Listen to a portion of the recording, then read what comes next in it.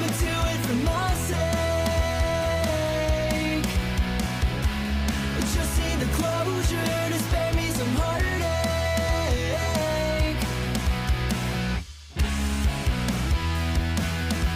Say you'll be alright.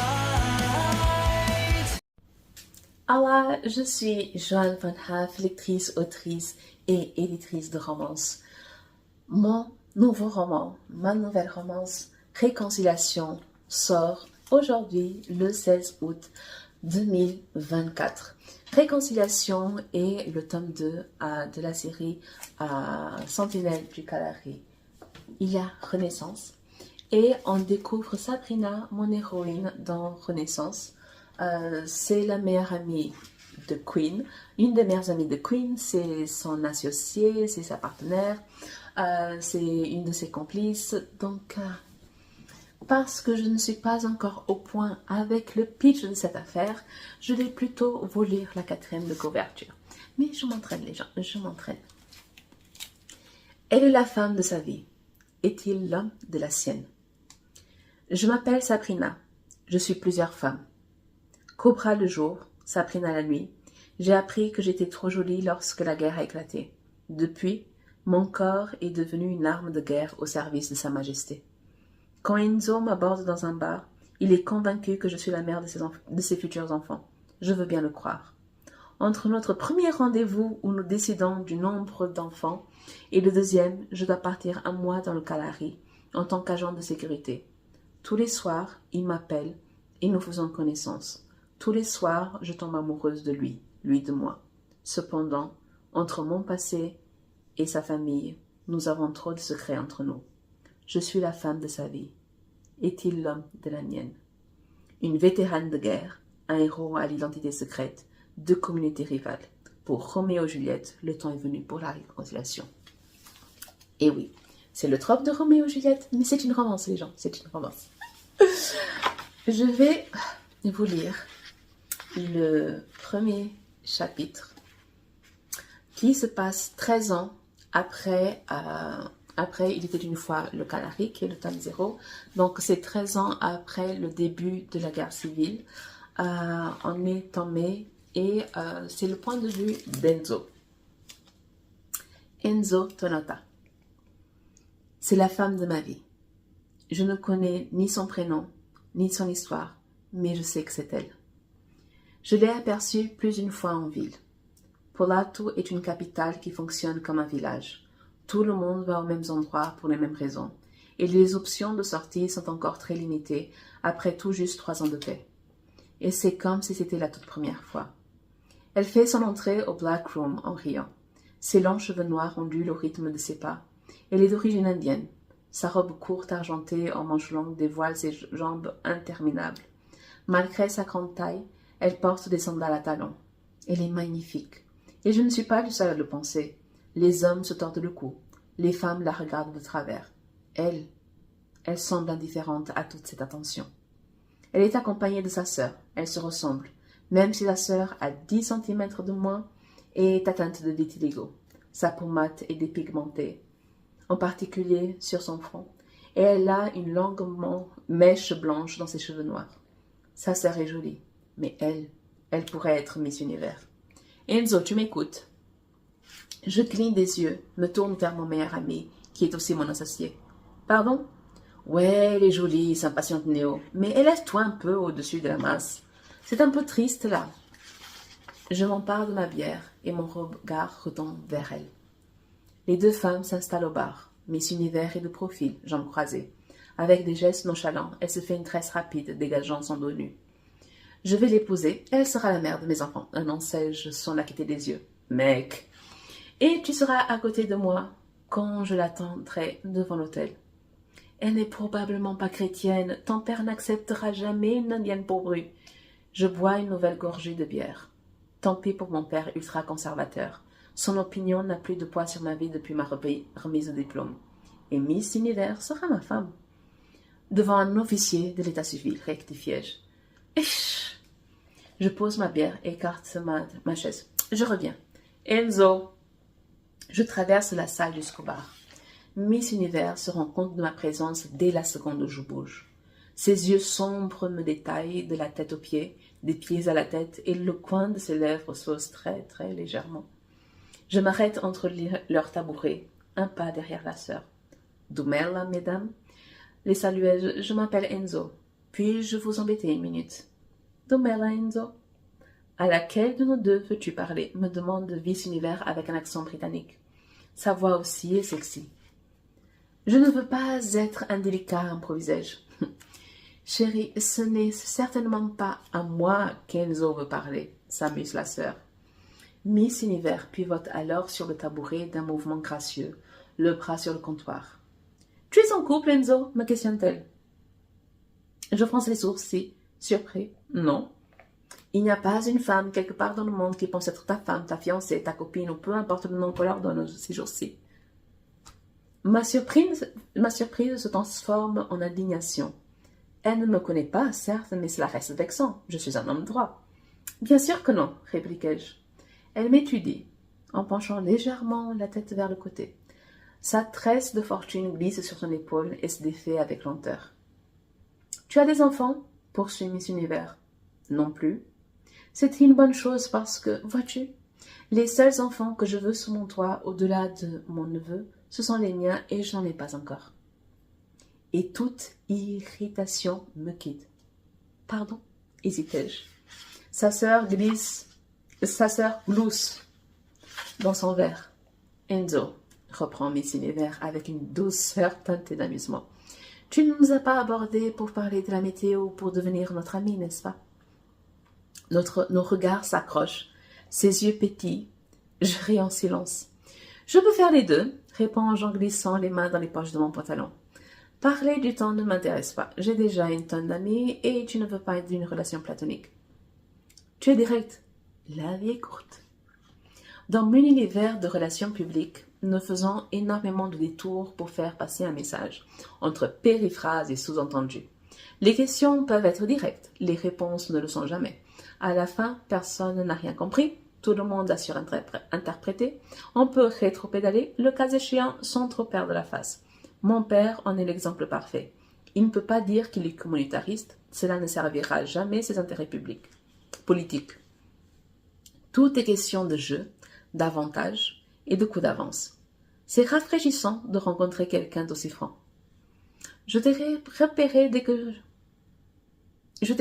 dès que je suis arrivée, m'avoue Miss Univers, son regard s'attardant par-dessus mon épaule en direction de Néo. Si je ne te trouvais pas intéressant, je l'aurais dit dans la seconde. Il y a vraiment du bon à être aussi direct. D'où l'interrogatoire, renchérit sa sœur. C'est comme la deuxième phase dans un tournoi. Miss Univers esquisse un sourire en coin avant de continuer. Parmi tous ces hommes dans mon dos qui se pensent discrets, tu es celui qui a eu le courage de m'aborder et tu l'as fait de manière respectueuse envers ma sœur et moi. Je te remercie pour ça. Elle repose son verre sur le comptoir et me tend la main. Dumela Enzo, je suis Sabrina. Voici Indira. Et parce que j'ai encore un peu de temps, je vais vous lire le deuxième chapitre du point de vue de Sabrina. La maison est silencieuse, plongée dans la pénombre. Je referme la porte d'entrée, réactive l'alarme, enlève mes sandales et me dirige vers ma chambre. Je sors mon Glock 26 de ma pochette, que je pose sur ma coiffeuse, et le range avec mon Glock 17 dans le premier tiroir de ma table de chevet. Alors seulement, je me déshabille, jette ma robe et mes sous-vêtements dans la corbeille de la salle de bain. Je nettoie mes sandales avant de les replacer dans leur boîte dans mon armoire. Enroule mes cheveux dans un chignon au-dessus de ma tête et me démaquille avant de passer sous la douche. Quand j'en ressors, j'enfile un caftan et vais dans la cuisine me préparer un rooibos. Enfin, je m'installe dans mon lit avec un roman. Si j'allume la télévision à 2 jours des résultats des élections générales, je suis bonne pour une insomnie. J'ai dû lire une 20aine de pages lorsque j'entends la Jeep Cherokee entrer dans le garage. J'en lis 3 autres avant qu'on frappe à la porte de ma chambre. Je repose mon livre et vais offrir à Queen et à Lucky, mes colocataires du week-end. « Bienvenue les amoureux !» les saluai-je. « Ça va ?» s'enquiert Queen en s'appuyant contre le cadre de ma porte. « Oui, boss. » « Dans moins de 2 mois, vous serez officiellement associés, notre Lucky. Est-ce que tu vas continuer à l'appeler boss? Ça va faire 3 ans que je l'appelle boss. Ça ne risque pas de changer, m'amusai-je. Non déplaise au boss. Queen secoue la tête, totalement indifférent au débat. Tout comme moi, il choisit ses batailles. Celle-ci n'en est pas une. Et vous, les questionnaires, bonne journée, bonne soirée? Queen a le sens du sacrifice lorsqu'il s'agit de danser, plaisante Lucky. Je dirais qu'il a le sens du sacrifice en général. Pas faux. Queen se détache du cadre. Je vais prendre une douche, déclare-t-il. En filant vers leur chambre, au bout du couloir, il frôle le dos de Lucky de la main. Dans un mois, je serai officiellement son associé. Mais toi, dans un mois, tu seras officiellement son épouse, rappelai-je à Lucky avec un sourire. Et c'est encore loin, admet-elle, les yeux brillants. Le jet d'eau se fait entendre par la porte entrouverte de leur chambre. Moi aussi j'ai hâte, et ce n'est même pas moi qui l'épouse, m'amusai-je. Lucky s'assied par terre et je l'imite, adossée au cadre de ma porte. Elle défait ses tresses, libérant son afro en quelques gestes. Une bague en or et cuivre, avec un solitaire en quartz rutile, brille à son annulaire gauche. Les veines cuivrées représentent, d'après Queen, le cerveau hyperactif de Lucky. C'est moitié nerd, moitié romantique. Je suis fan. J'ai rencontré quelqu'un ce soir, annonçai-je, couvrant mes jambes avec mon cafetan. Raconte, s'enthousiasme Lucky. Il s'appelle Enzo. On va dîner ensemble demain. Waouh! Ma sœur, tu ne plaisantes pas? On rentre lundi. Si on n'a pas d'atome crochu, attendre mon retour serait une perte de temps. Par contre, si le rencard se passe bien et qu'il est disposé à attendre un mois avant le prochain, ça aura valu le coup. Il est comment? Respectueux. Lucky glousse. C'est un prérequis, Cora. S'il ne l'avait pas été, il n'aurait même pas eu le temps de te proposer un rencard. Vraiment respectueux, Lucky. Il n'a pas exclu Indira de la conversation. Il a même eu peur d'être indélicat. Il n'est ni en couple, ni en père, et il n'est ni en couple, ni père. Il était vraiment vexé que j'ose lui poser la question. Quand tu vois certains de ses congénères, question subsidiaire. Il est beau? Vous êtes sérieuse? Lance soudain Queen en s'arrêtant au milieu du couloir. Nous levons la tête. Il est vêtu seulement d'un bas de jogging. Ses cheveux goutte sur ses épaules et sa plaque militaire tombe sur ses pectoraux. Un immense phénix occupe toute la moitié gauche de son torse. Qu'est-ce qu'il a, mon cierge innocente? On se croit dans un village avec les mamies assises devant leur hutte qui mijotent quelque chose, se moque-t-il. On ne mijote rien. On est des citadines pur jus en plus, mon chéri Lucky. Cobra, un rencard demain.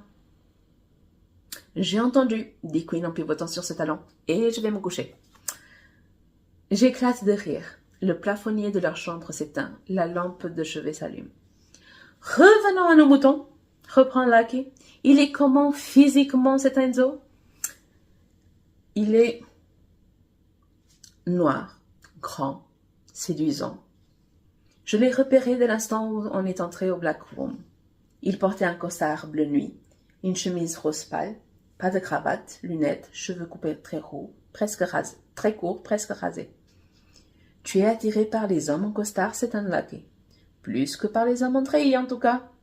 Ils sont sexy, les hommes en treillis. Tu vas en épouser un, alors tu as intérêt à t'en convaincre, ma belle. Je suis un des hommes en treillis. Ça n'a pas du tout le même charme. Lucky lève les yeux au plafond. Cela fait un moment qu'elle a cessé les remarques du genre « les femmes », donc Cobra, ce qui n'est pas encore le cas pour ses grimaces dépitées à ce sujet. « Sabrina ou Cobra ?» fait soudain la voix de Queen. Je tire sur mon cafetan. À ce moment-là, je voulais juste être Sabrina, avouai-je en me renfrognant. La femme qui attire le regard du bel homme sans toute mon histoire. C'est difficile pour un civil de comprendre ce que j'ai dû faire au nom de Sa Majesté, alors je veux tenter une nouvelle approche. Et si ça foire, eh bien, au moins j'aurais essayé. Si c'est Enzo, à 2 doigts de jugeote, il vous aimera toutes les deux, Sabrina et Cobra, argue Lucky. Je glisse dans sa direction et l'étreins fort. Je t'adore, ma belle. Je t'adore aussi. Je recule. Je t'adore, Queen, dis-je un peu plus fort. Bien reçu, répond-il. Lucky glousse en se détachant de moi. Je vais prendre une douche et aller me coucher, m'annonce-t-elle. Bonne nuit, les amoureux. Je referme ma porte et me couche, éteignant ma lampe de chevet. Je ne m'endors pas tout de suite. À la place, je pense à mon rendez-vous, demain avec Enzo. Je suis Sabrina, mais je suis surtout Cobra. Mes actions à l'armée, absolument toutes sans exception, m'empêchent d'avoir une existence normale, avec un civil. Seul un homme en treillis me comprendrait. Mais je veux pas d'un homme en treillis. Et j'ignore même si Queen, le seul du gang à être en couple, aurait pu tomber amoureux d'une femme comme moi, qui suis comme lui. Il n'aurait pas voulu d'un autre lui dans son lit, de la même façon que je ne veux pas d'un autre moi dans le mien. Je n'ai plus qu'à prier, moi qui suis presque athée, qui ne croit presque en rien, pour qu'Enzo accepte Cobra lorsqu'il sera entiché de Sabrina. C'était les 2 premiers chapitres de Réconciliation, une histoire avec un coup de foudre, mais le coup de foudre ne va pas dire qu'on est tout de suite amoureux. C'est juste qu'on ouvre la porte à l'amour, on ouvre la porte au potentiel de la relation amoureuse. Et tout est à construire.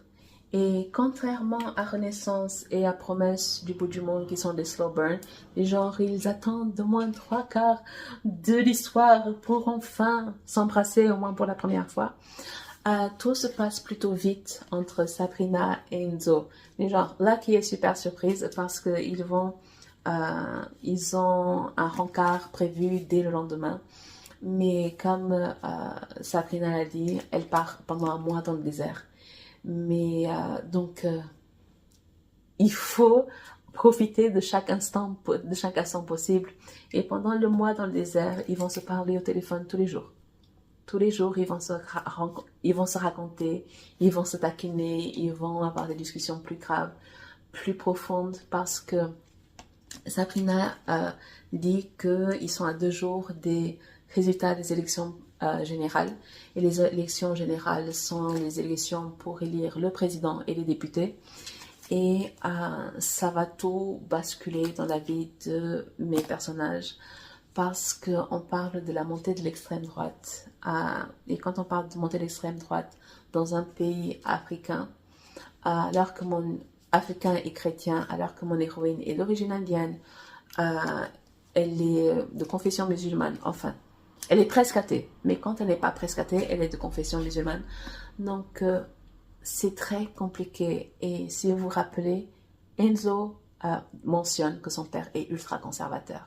Donc, quand je parle de communautés rivales, ce n'est pas que les communautés sont réellement rivales en soi.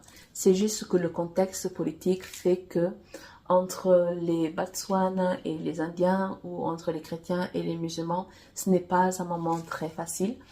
Et j'ai écrit ce roman en 2020. Je n'avais pas du tout prévu l'actualité politique en France en 2024. Donc, c'est une question de timing, c'est une question de coïncidence, mais on va dire que comme à Polato, vu que les choix sont très limités, tout le monde va aux mêmes endroits, la coïncidence n'existe pas. C'est juste un fait, donc on va dire que c'est la coïncidence. C'est le hasard et on va faire en sorte que...